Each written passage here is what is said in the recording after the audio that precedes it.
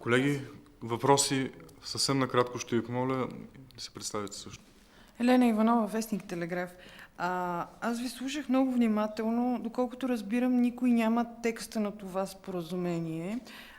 Обаче са изтекли информации за определени клаузи. Въпросът ми е, в това споразумение някъде казва ли се, че забравяме за европейските норми, европейските регулации и приемаме изцяло американските регулации?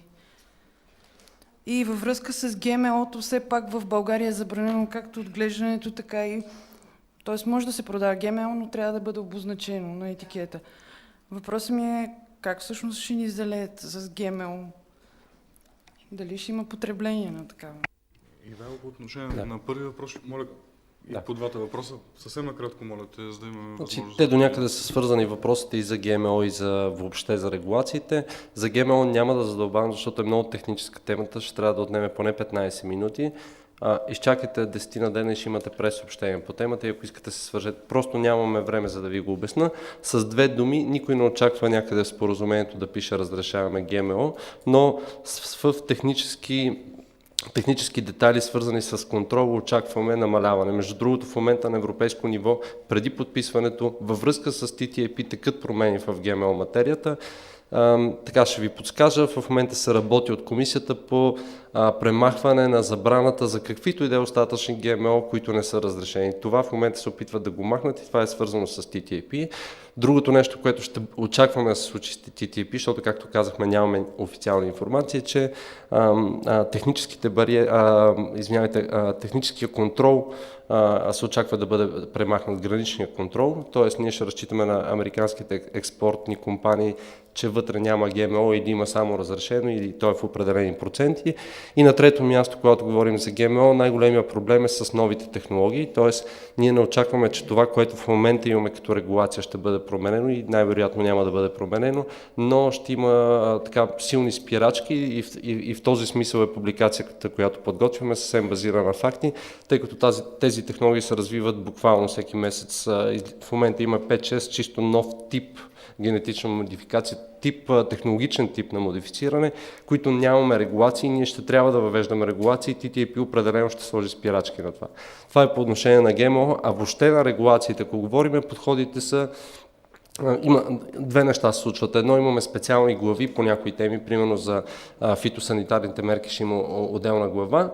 Има и така наречената глава за регулаторно сътрудничество, която разписва за всички други сектори, които не са в специални глави, как ще си изравняваме или признаваме стандартите. Ако искате, мога да говоря много за това, но с две думи има два подхода. Единият е взаимното признаване на стандарти, другия е изравняването на стандарти. Изравняването означава, че се споразумяваме споразумението, че стандартът е такъв и такъв, а взаимното признаване е, че казваме, че ние ще оставаме със същия стандарт, но признаваме и този на другата страна и той може да бъде, стоката може да се търгува свободно без някакви допълнителни изисквания на пазара. Преди около 2 седмици имаше дебат в конференция в Народното събрание с съветничката на госпожа Малстрём.